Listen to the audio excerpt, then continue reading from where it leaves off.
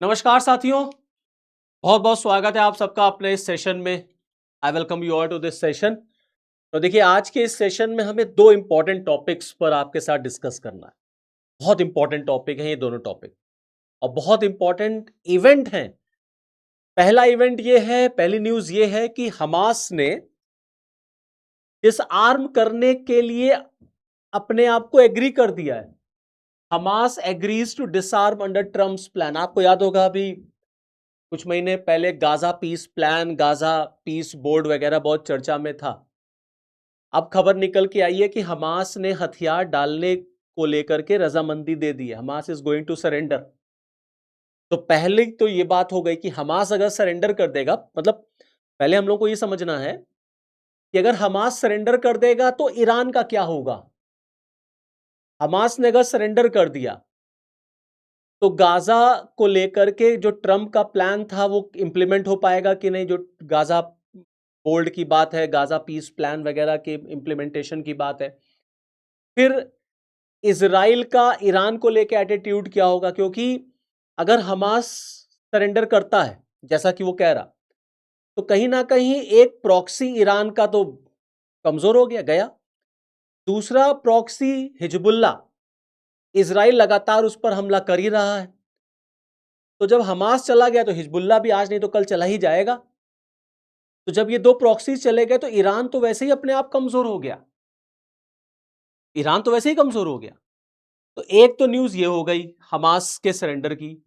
दूसरी न्यूज देखिए, दूसरी न्यूज ये है कि सऊदी अरेबिया ने एक चाल चल दी है, और सऊदी अरेबिया ने 14 देशों को बुलाया और 14 देशों के साथ मिलकर के रियाद में एक मीटिंग की, और वहां पर मिलकर के 14 कंट्रीज का एक नेवल अलायंस, नेवल कोएलेशन बनाने पर रजामंदी हो गई है। 14 देश मिलकर के एक साथ नेवल कोएलेशन बनाएंगे जिसका कमांडिंग सेंटर जो है वो रियाद में होगा। और ये 14 जो देश है सब अरब कंट्रीज हैं, मुस्लिम कंट्रीज हैं, जिसमें बांग्लादेश है, जिसमें पाकिस्तान है, आपका ओमान है, कुवैत है, कतर है, टर्की है, इजिप्ट है, सब ऐसे करके सब, डिजिबूती है। मतलब ज्यादातर इसमें जितने भी देश हैं 14 कंट्री सब सुन्नी डोमिनेटेड हैं। या तो वहां की मैक्सिमम पॉपुलेशन सुन्नी है, और या वहां पे जो रूलर है वो सुन्नी है। तो सऊदी अरेबिया ने पूरे सुन्नी ग्रुप को एक कर लिया है। तो जो अभी कुछ दिन पहले इस्लामिक नाटो, मुस्लिम नाटो टर्म नहीं दिया जा रहा था, अगर इसको सुन्नी नाटो कहा जाए तो कहीं से गलत नहीं होगा। और कुल मिला के अगर आप देखें तो इस वॉर में वो शिया सुन्नी वाला एंगल, शिया सुन्नी वाला जो कॉन्फ्लिक्ट है ना, वो आ गया। और मैं अपने पिछले कई वीडियोस में इस बात का मैंने जिक्र किया भी है कि ये जो झगड़ा है, ये झगड़ा दरअसल खाली दिखाने को है कि देखो हम यहूदियों के खिलाफ लड़ रहे हैं, देखो हम ईसाइयों के खिलाफ लड़ रहे हैं, हम अमेरिका से लड़ रहे हैं, हम इजराइल से लड़ रहे हैं, लेकिन अल्टीमेट हम पैलेस्तीन के लिए लड़ रहे हैं। लेकिन अल्टीमेटली यहां पर पूरा का पूरा जो एंगल है, जो कॉन्फ्लिक्ट है ना दोस्तों, वो भैया शिया और सुन्नी का ही है।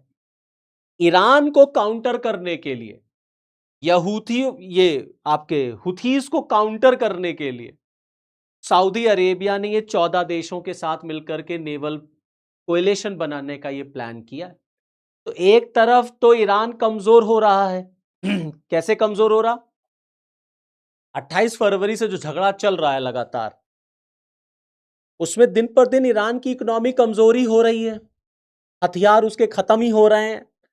दूसरा, उसके जो प्रॉक्सीज हैं, इजराइल उनको मार रहा है, उधर लेबनान पे हमला हो रहा है हिजबुल्ला पे, और इधर हमास खत्म ही हो गया है।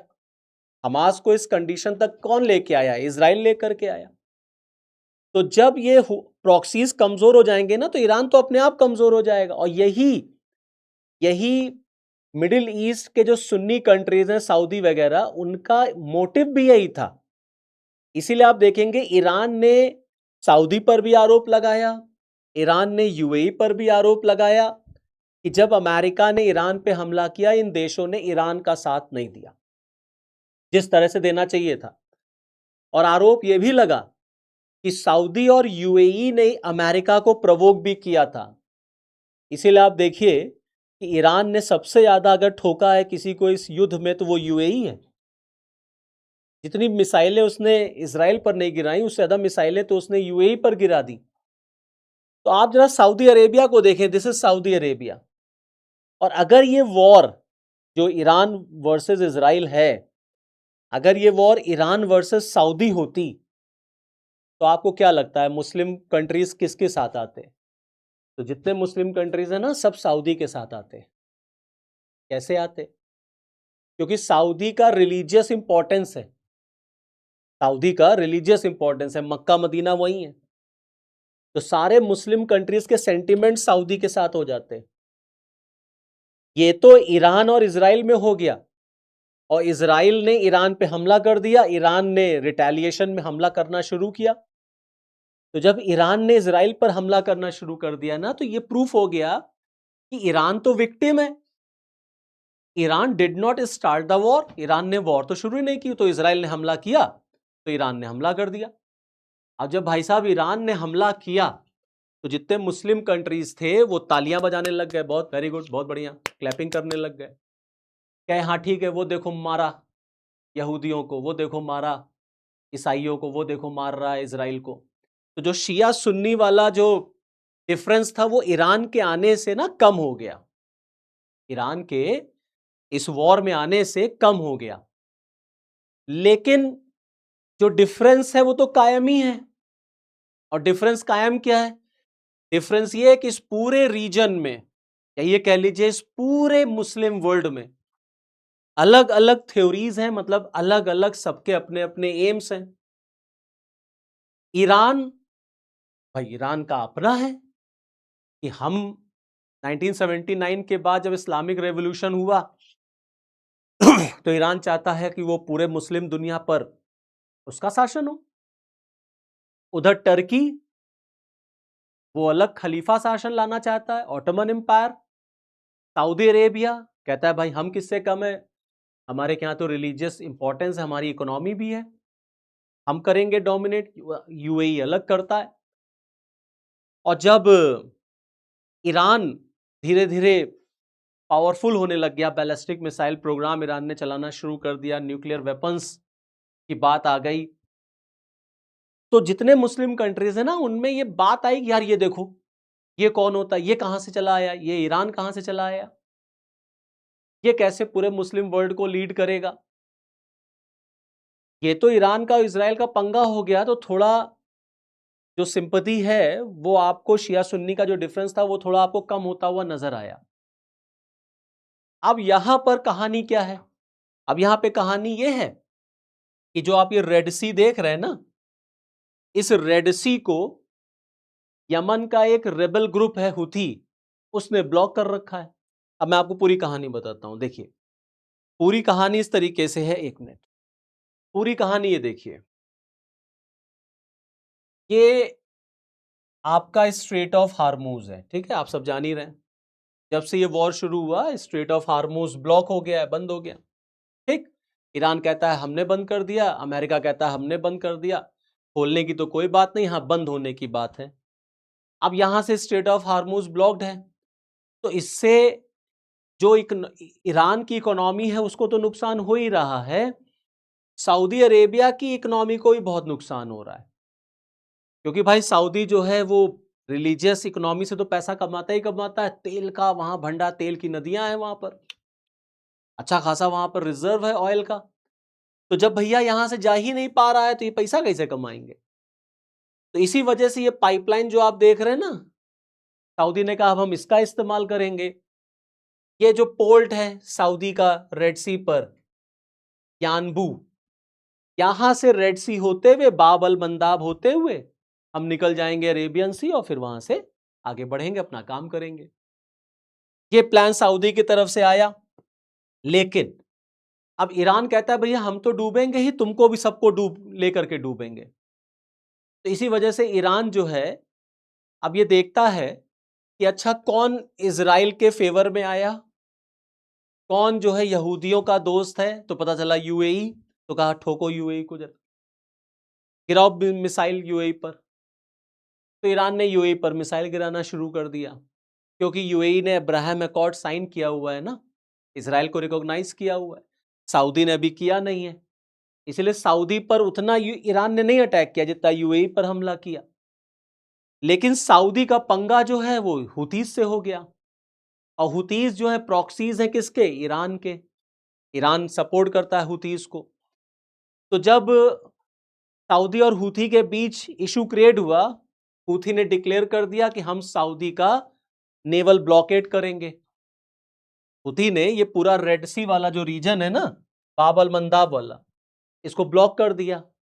तो अब देखिए, ना आप स्ट्रेट ऑफ हार्मूज से अपने शिप ले जा सकते हैं और ना आप रेड सी से ले जा सकते हैं। तो सऊदी की इकोनॉमी बर्बाद होगी कि नहीं? और फिर जो बर्बाद होगी फिर रिकवर नहीं हो पाएगा सऊदी, कई साल लग जाएंगे रिकवर होने में। तो क्या सऊदी ऐसे चुपचाप बैठा रहेगा, देखता रहेगा? तो सऊदी ने भी अब प्लानिंग करनी शुरू की। अच्छा, अब क्वेश्चन ये उठता है कि हुथीज ने ब्लॉक क्यों किया? दरअसल अभी कुछ दिन पहले यमन में एक एयर स्ट्राइक होता है, हुथीज उसकी जिम्मेदारी सऊदी पर डालते हैं, कहते हैं ये सऊदी है जिसने ये एयर स्ट्राइक किया है यमन पर, प्लेन पर। एक प्लेन, एक जहाज लैंड कर रहा था, उस जहाज में हुथीज थे जो गए थे ईरान। ईरान में खामनेई का फ्यूनरल था, वहां से वापस आ रहे थे। अब भाई साहब उसी प्लेन पर ये हमला हो गया, एयर स्ट्राइक। हुथीज ने कहा ये सऊदी ने किया है, और सऊदी हुथीज को पूरी तरीके से मार देना चाहते हैं, खत्म कर देना चाहते हैं, क्योंकि सऊदी को पता है अगर ये प्रॉक्सी नहीं रहेंगे तो ईरान अपने आप कमजोर हो जाएगा। ईरान कमजोर, इसका मतलब है शिया कम्युनिटी का जो डोमिनेंस है ईरान के रहते हुए वो कमजोर हो जाएगा, तो सुन्नी कम्युनिटी का जो डोमिनेंस है वो बढ़ जाएगा। देखिए आया ना शिया सुन्नी वाला, जो मैं कह रहा था आपसे। अब ये हुथीज जो हैं, ये यमन के एक रेबल ग्रुप से, इनके बारे में भी जान लीजिए थोड़ा। ये जो हुथीज हैं, ये यमन के एक रेबल ग्रुप है जिसमें शिया मुस्लिम ज्यादा हैं, और इसमें मेनली को जो सपोर्ट करता है वो ईरान करता है। और हुथीज भी अपने आप को एंटी अमेरिका, एंटी इजराइल मानते हैं, ये भी अपने आप को एक्सेस ऑफ रेजिस्टेंस का पार्ट मानते हैं। अब इनका सऊदी के साथ पंगा कैसे है, या अलग अलग, ये देखिए ये अलग अलग ईरान के अलग अलग प्रॉक्सीज हैं, जैसे हिजबुल्लाह लेबनन में, ऐसे आप देखें गाजा में हमास, ऐसे देखिए Yemen, this is Yemen, Yemen में आपको हुतीज मिल जाएंगे। ये सब प्रॉक्सीज हैं, इनको ईरान की तरफ से फंड किया जाता है, वेपन्स दिए जाते हैं, ईरानी सपोर्टर्स हैं, और ये सब इजराइल के खिलाफ है। इसीलिए इजराइल इन सब से लड़ रहा है। हमास को खत्म कर दिया, अब हिजबुल्लाह पर है, इधर सऊदी जो है वो हुतीज पर है। आप चाल समझिए, देखिए बहुत गहरी चाल है ये। अमेरिका लगातार सऊदी पर प्रेशर बिल्डअप कर रहा है कि तुम इजराइल को रिकॉग्नाइज करो लगातार, और ईरान को कमजोर करने के लिए अमेरिका और इजराइल दोनों काम कर रहे हैं। सऊदी ने अभी तक इजराइल को रिकॉग्नाइज नहीं किया है, लेकिन Saudi is a very good friend of America. Saudi अपना पावर, अपना डोमिनेंस मेंटेन करना चाहता है, कहीं से उसके साथ कॉम्प्रोमाइज नहीं करना चाहता। उसके लिए उसको ईरान को कमजोर करना ही पड़ेगा, और ईरान तभी कमजोर होगा जब उसके प्रॉक्सीज कमजोर होंगे। इसीलिए सऊदी हुथीज के अगेंस्ट है, और सऊदी और हुथी के बीच में पंगा शुरू हो गया है। सऊदी हुथी पर अटैक कर रहा है, हुथी ने रेड सी ब्लॉक कर रखा है। अब रेड सी को खोलने के लिए, ईरान को काउंटर करने के लिए, हुथीज को काउंटर करने के लिए, सऊदी अरेबिया ने इन 14 देशों के साथ मिलकर के एक नेवल कोएलिशन यहां बना लिया है। अब आइए जरा पाकिस्तान की बात कर लीजिए। 2025 में पाकिस्तान का सऊदी के साथ एक डिफेंस एग्रीमेंट हुआ था। उसी समय ये टर्म आया था Islamic NATO, Muslim NATO. But इसको इस्लामिक नाटो, मुस्लिम नाटो ना कहिए, इसको आप सुन्नी नाटो कहिए, प्योरली सुन्नी नाटो। पाकिस्तान में इस समय एंटी अमेरिकन सेंटिमेंट्स बहुत हैं। अब मैंने आपसे क्या कहा कि जियोपॉलिटिक्स में दिखाने के लिए कुछ होता है और होता कुछ और है।